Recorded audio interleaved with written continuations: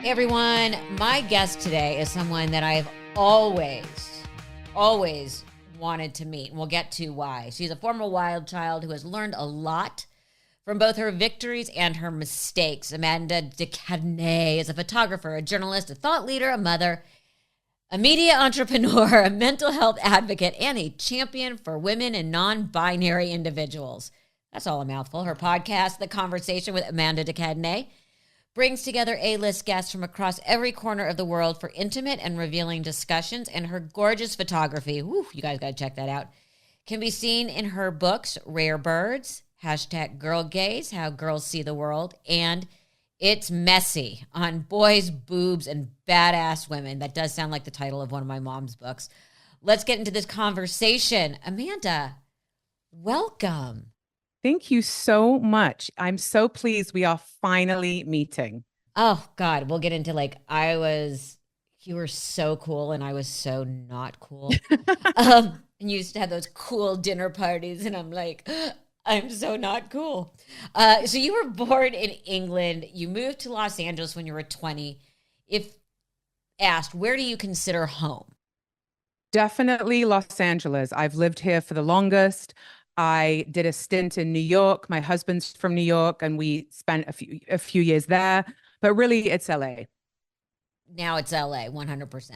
Definitely. I mean, I travel a lot. But this is my base, and I'm in New York all the time. But yeah, LA is home. Welcome, and welcome to like the rest of us. Yeah, right? Yeah. So you did not have the easiest childhood. No, I had a difficult childhood, but so did a lot of people. So I don't feel like I'm that unique in truth, but yes, I definitely had a challenging childhood. But you're very creative, and a lot of kids who have challenging childhoods lose themselves in their imagination and creativity. Do you think that part of your life sort of lit that fire in you?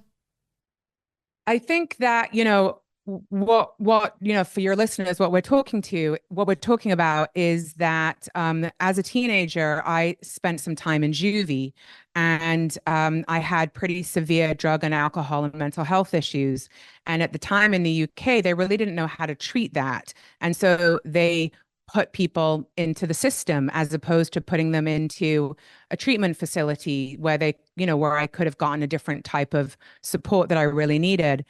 And I think that experience, however brutal it was, one of the most amazing gifts it gave me was it taught me at a really young age that no matter what our zip code is or what kind of like fancy handbag or shoes we've got, that people are really having a human experience, and that we're not that different no matter what the outsides are. And I don't think I would have learned that if I hadn't have spent time in juvie, because I wouldn't have spent time around so many different types of people. So even though it was really awful and terrifying, I don't know that I would change it, to be honest. And it also kind of inspired in me the need and the importance of storytelling, because that's, I think, where it probably started. Although my dad was a writer and a photographer, he was also a race car driver, but he was a storyteller, and he would tell stories all the time. And so I sort of grew up learning the importance of storytelling, and I think you probably relate to this, but being a young person who is famous, you become very aware of the power of the media, because it can kind of make or break you. And so you grow up with that awareness, and you have a kind of like healthy fear and respect for the media. And I always wanted to find ways to use the power of media, but to use it in ways that were supportive and helpful and actually built people up as opposed to broke them down. Yeah, I agree with that. Everything you just said, 100%. And you make a great point about when it starts young. I've always been able to have, my parents are always very clear. I used to think of it, I still do, as a separation of church and state, because who my parents were, and specifically my mom, was so radically different than the persona. And that has happened with me as well. And it does give you creativity. For me, it gives me a different, I'm able to lift myself out of it and maybe see the bigger story unfolding. I did not have a traumatic childhood for God only Congratulations. That's knows. amazing. God only knows how, because, and I'm always honest about it, I had the greatest parents in the world from two people who probably have never been parents. Right. You That's the know? case for most of us, you Yeah. know? But And the fact that you can say that is really incredible. Either you've done like a lot of therapy and got to the place of compassion and forgiveness and understanding for your parents' shortcomings, or, you know, you're just an anomaly because most people don't have that experience. I think of it as kind of both. Yeah, And also in my family, everything was covered with humor, right. which we all know comes very often out of pain. And just like I'm sure with your photography, which if people haven't seen it, you must see it. Was that your way of learning to step out of yourself and yet capture the emotions? Yes. So, because I started working very young, I was 15 years old when I started on TV, and I was Wait, hosting a live. let's just pump the brakes on that one because I wanted. Yeah. How the hell did you end up hosting a live show at 15? It's really, when I look back at it in a sort of, it's been part of my narrative, obviously, for so long that it's so normalized. But when I look at my kids who are 17 now, I cannot imagine either one of them doing what I was doing. They can barely work out how to go to the grocery store, you know? And so, I basically, when I got out of juvie, I needed a job. And I was really good at talking to people. I'm naturally very curious about people. And I met a guy in a bar, in a pub, and he said, and he was like, "Oh, you should go. These people are looking for someone to be on TV and interview people." And it wasn't like there was tons of, shows on TV for young people at that time. And so I just went and I got this job. And so I went from being a girl who had just gotten out of juvie, who was a schoolgirl, to being on TV. And the first time I was on TV, I was hosting a live late night show. I probably was really drunk because I was drinking at that time in order to manage my anxiety and fear. But I grew up on TV, and it was the craziest show. It became like a kind of cult phenomena, literally from the minute it launched. It was the biggest show on TV in the UK for years. And so growing up in a kind of fishbowl of being a famous person in the UK when there just weren't young famous people, I think it really made me desperate to be able to not be the face.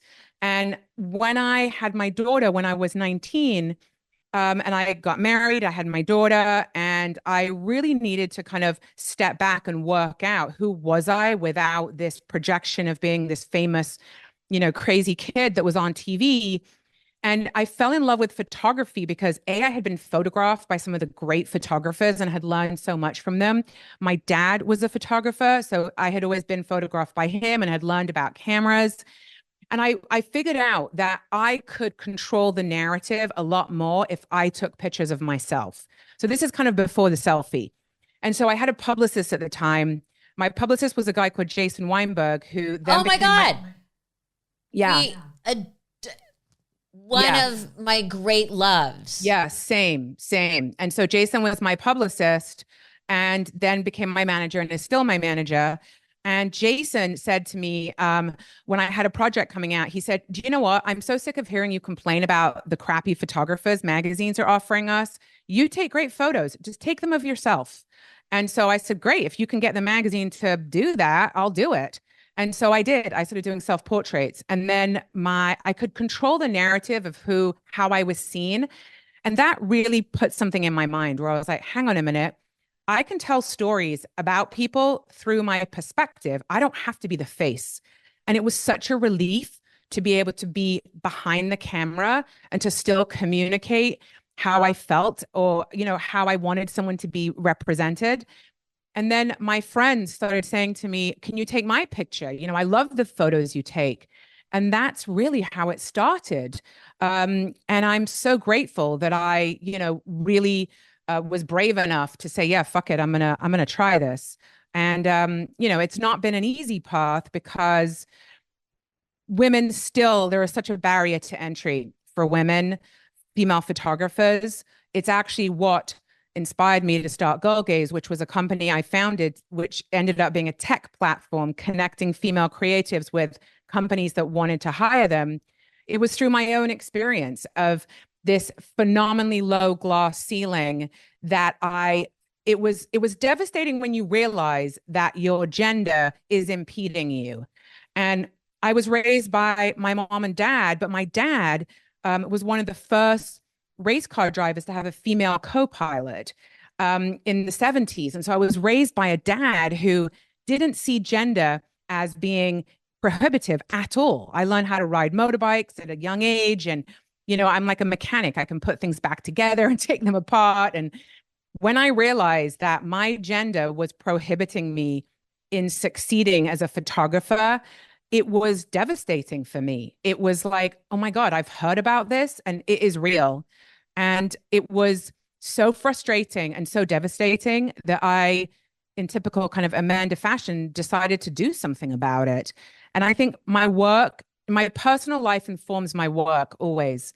It's why I started the conversation after I had my interview series, after I had my kids, and I couldn't find stories about postpartum depression.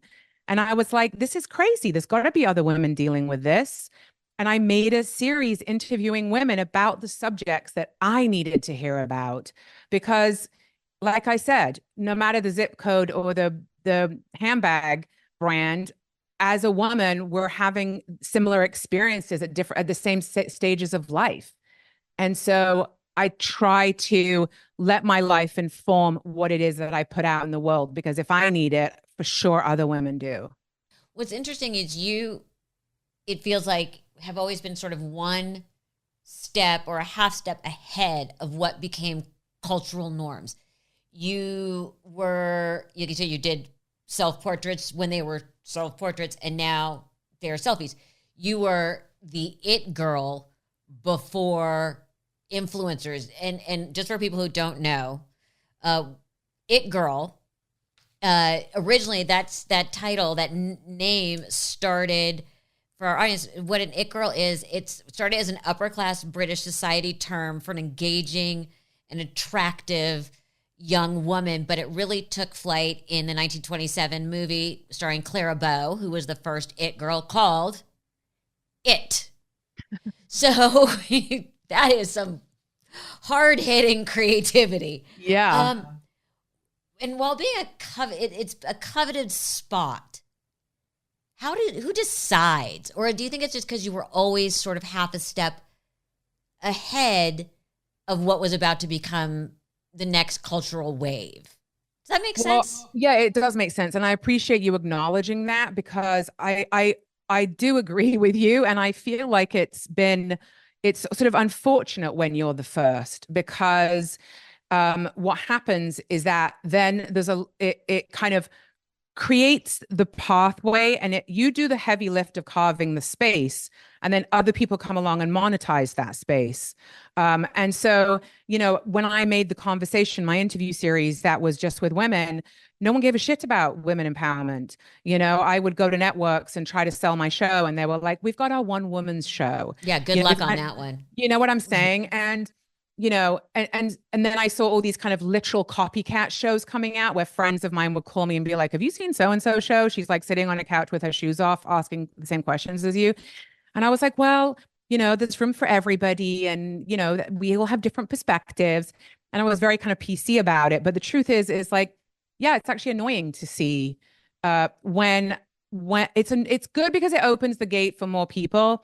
But then you see a sort of commercialized version that ends up doing way better than the one that you started with. And you're like, hang on a minute, like what's going on? And it's the same thing with Girlgaze. There's so many platforms now that are focused on minority, communities being hired, which is fantastic. But man, when I started Girlgaze 10 years ago, trying to get funding for that was impossible. So I think there's pros and cons with being the first at something. And most people don't even acknowledge it. So I really appreciate you acknowledging. Well, thank you. But I completely relate to it and understand it.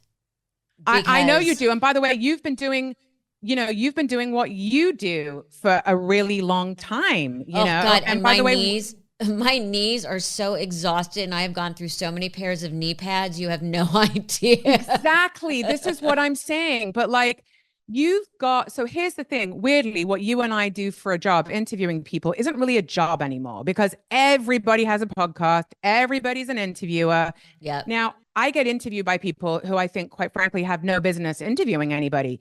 It's like, it's hard. I have to take over the interview where I'm like, oh my God, okay. Like, clearly, you don't know how to interview. But when there's someone like you who has done this for a really long time, someone like me that's done it for a really long time, like where do we fit today? Because our skill isn't really valued, is the truth. 100%. And I go bananas. And thank you for saying that. I go bananas watching red carpets because what always, and it gets you crazy on, I would say, both sides of the carpet. Fucking listen. Yeah. Because there's someone just said, and then I buried the body in the backyard. Well, how does it feel to be nominated? Exactly. No. I want to hear why you buried the body. Exactly.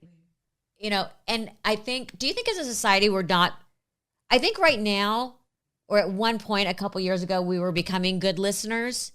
Now I think we're terrible listeners now as a society. I think, unfortunately, the level of narcissism, which is a word that has really been co-opted by, TikTok culture, but it is a very real thing. And I think we're living in an extremely narcissistic culture today where it's all about the self. It's like toxic individualism. And everybody, not everybody, but a lot of people are highly focused on, themselves and what they're saying and their point of view and how they look and how they're perceived.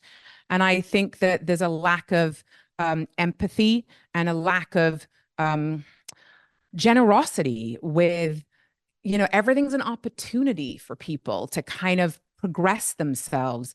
The most desirable job, when young women are asked, what is the most desirable job? Hands down, it's being famous. And that is really disappointing because there's so much more for those of us who have been famous for a long time. Yes, there's great things about it, but there's also terrible things about it. And it's not the answer. If it was the answer, we'd have a lot of very balanced, healthy, happy, famous people. And that is not what we've got. Oh God, no. But what you're saying also is they don't just want to be famous. First, it was everybody wanted to be a reality star. Then it was everybody wanted to be an interviewer, which you and I know, and a handful of people know, is not easy. No. Not to do it really well. No. No, because you have to be curious. Correct. And you have to listen and engage, not just think about what's your next question. Now everybody wants to be an influencer. So what I find discouraging, and my son just graduated from college 2 weeks ago, and he's very curious, there is an innate lack of curiosity in the next generation. Everybody is dug in.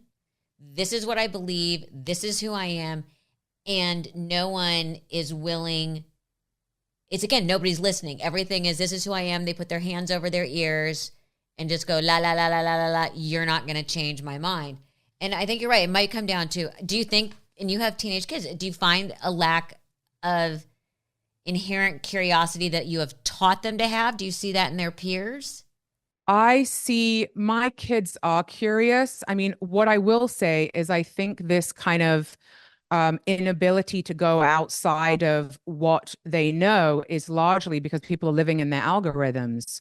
And there is such a kind of stigma attached to people who go out of the algorithm and the bubble of the societal norm of their community, their school, their neighborhood, their family. And, even I follow people on social media who are total right wing, very right wing perspectives. Now, even when I follow those people send me messages like, why are you following so and so? It's like, well, if I don't listen to things that I disagree with, how do I know what I do agree with? You need to have something to push against, right? And I think it's a real problem that people are stuck in their algorithms. They actually don't know that something exists outside of what they're getting fed on their social media. And that's a problem. That is, and people aren't going outside of their communities to talk to other people. One of the platforms that I really appreciate is called House and Habit. It's a woman called Jessica Reed Krause. And I follow her also. She's very funny. I adore her because she shows all different sides. And I really appreciate that because I want to be given options. I don't want to be just fed whatever's in my algorithm.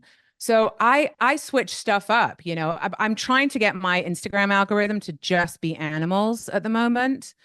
But it's so annoying because when something pops up about my ex-boyfriend or my ex-husband, and which it does periodically, I'm like, don't click on it. Don't click on it. Then you're going to just get your feed with these people in it because I'm trying to get it to just be animals. I get a lot of cat and dog videos. I also lately been getting a lot with like chickens and goats. Okay, you brought it up. Let's go shallow because as deep and wonderful as we all can be, I'm really happy walking around in the shallow end of a pool with a cocktail. You brought up the boyfriend and the husband.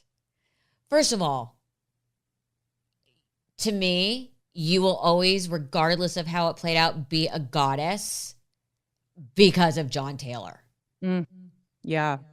How did that even come to be? I can understand more why you became like, oh my God, this is so cool. What did you guys connect on? Because you were 19.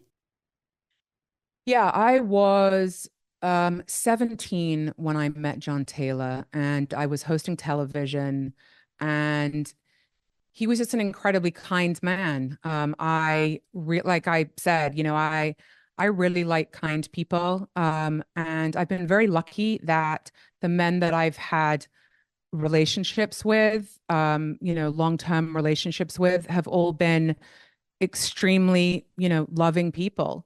Um, I didn't know much about Duran Duran at the time, but obviously I learned a lot about them from being married to John and co-parenting with him. So maybe it's just that, they want like, it wasn't like my favorite band or anything. And, I just do feel lucky that I've also picked men who are, have been really supportive of me. They've all been very kind, supportive men. My significant relationships, all of them are still in my life, and Well, which says a lot. I unfortunately have until recently, a really shitty picker. So you have teenage kids though. My parents only knew each other 5 days before they got married. Wow. Now, my dad was older. My mom had already been through a bad marriage.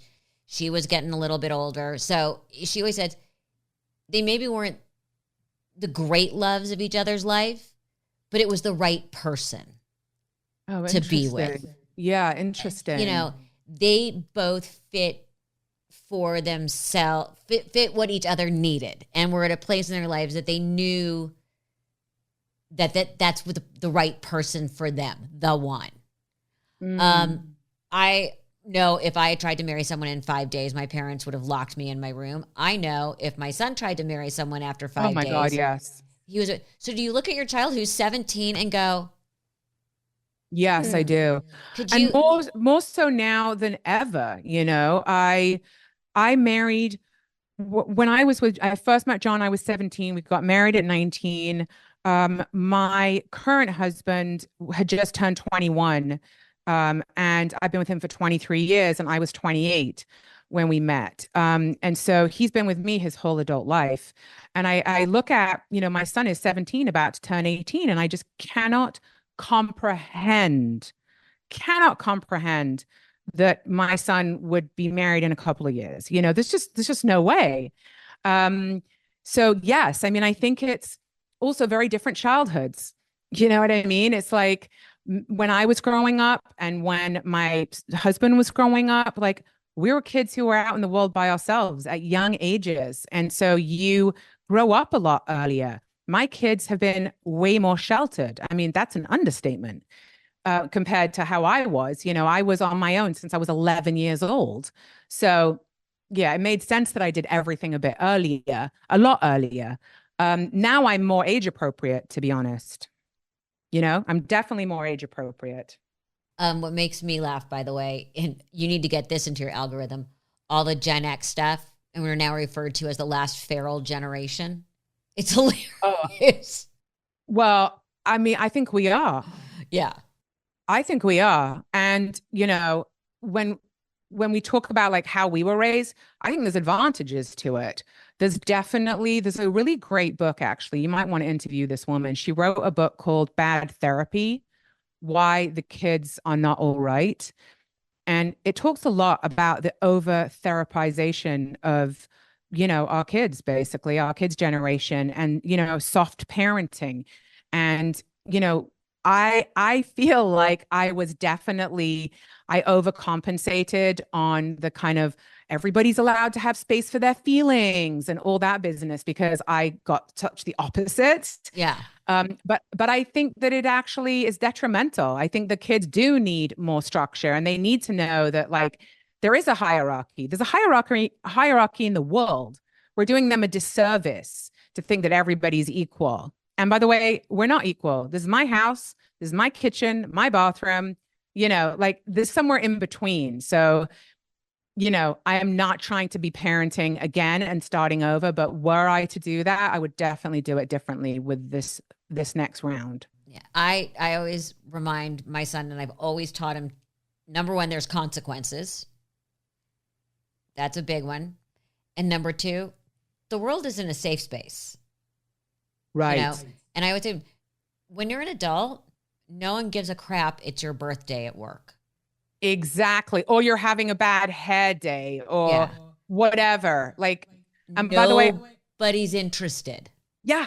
And I've run a company with people who are like, yeah, I've just got really bad acne because my period's coming. Like, I need to go to the dermatologist. And you're like, oh my God, like, I don't care. Just come into work, please. And you're very, very supportive of other women and doing this stuff. How do you cope with that whole group? Because I find it endlessly infuriating. I'm sorry that you're not in a good mood. Guess what? Neither am I. Yeah. You still got to come to work. Yeah. How do you, because you are so empathetic in the sense of that you share so much of yourself. Yeah. How do you not turn to them and say, we can discuss this after 5? Well, the truth is, I don't run a company anymore. It was one of the things that I found extremely challenging. And, I definitely had a lot of experience with people who they thought their job was like a hobby, that they could just do it whenever they felt like it. And it became very frustrating for me, because ultimately, yes, I do love and support women, and I am the product of being raised by incredible women who have given, so much to me, and I feel very strongly about doing that in return. I'm just a lot more selective about who I do that for today. Very selective, because it was very difficult. Your podcast, The Conversation, you have such a wide range of guests, and they're fascinating. The combination, when I was scrolling through, was like, wow, there is really something for everyone here. What makes you want to have someone on? What makes you look at someone and go, ooh, yes, I'd like to talk to them?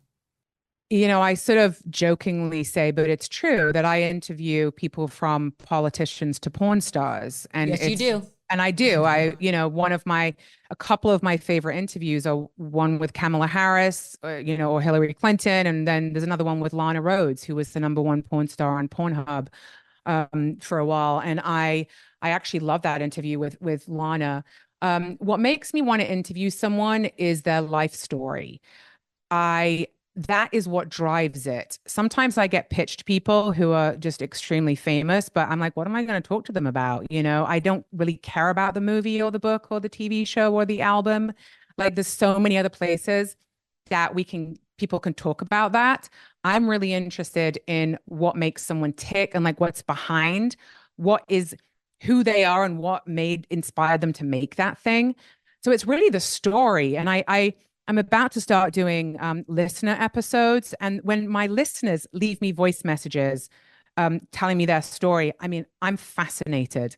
I've got so many to choose from because, and I listen to them all, and I can't believe people's lives. Everybody has a story. You know that, it's like Everyone has a story. Everyone has had trauma. big And if T you or think, little T. and if you think you haven't, those are always the ones that you find out that are into like some weird kinky shit. Oh my 'Cause God. that's where Can I they're tell you working a it out. story? I bought myself this 1977 camper. There's an article I wrote on my Substack about something weird is happening to me, it's called, and it's about this kind of weird slowing down that's been happening, and that I bought this old camper that's so janky, and I love it, and I take it out all the time, and I park it in different neighborhoods, and I read my books and do my writing. And a couple of weeks ago, I took it into a neighborhood and I was parked, and a cop car pulled up behind the camper. And so they were like, please, exit the vehicle. And I came out, with no bra on and like a tank top and a pair of jeans and barefoot, and I was like, hey, what's up? And they said, oh, some people in the neighborhood have reported you because you've been here for a couple of days. I said, no, I've been here for a couple of hours. But anyway, I started talking to the cops. And basically, one of them started telling me about his wife and about how she doesn't understand that every day he comes back and he's been doing this kind of traumatic job where he's been getting insulted or he's been dealing with crazy people. And he started talking to me about trauma. And I was like, wow. I said, you don't understand. You picked the right person to have this conversation with. And so then I gave him some references of books to read and people to look up. And we had this great conversation about trauma. And it made me think about the fact that I meet the most interesting people because of this camper. People stop by. I met a woman on my street the other day who lived in a camper for 10 years. I was like, wow, why did you do that? Why did you pack up and live in a camper for 10 years? And I got into her whole backstory. So between the cop, the woman I met that lived on my street, everyone has a story. And most people, to your point, have big T or little T trauma. Yeah. By the way, I still love the fact that you ended up interviewing the cop mid. Where are you when I get when I get a speeding ticket? I know, right? I just ask you, what has your day been like? Because I work in this day, right? I could talk to you forever. I am so excited to have met you even like this. Amanda De Cadenet, your podcast is The Conversation with Amanda De Cadenet on Spotify, Apple, or wherever you get your podcasts. Plus, you now have a residency or about to start a residency at the Chelsea Hotel where you're going to both interview and photograph. Yeah, I've just finished the first round of the Chelsea Hotel, and it was such an amazing experience photographing people, interviewing them, finishing writing up, this book that I'm doing, and writing a lot for my Substack. I've been spending a lot of time on Substack because you can really get into the nuance there without getting, destroyed by people's comments. So I love my Substack, and I'd love for people to go and check it out there. This has been such a joy. Thank you so much.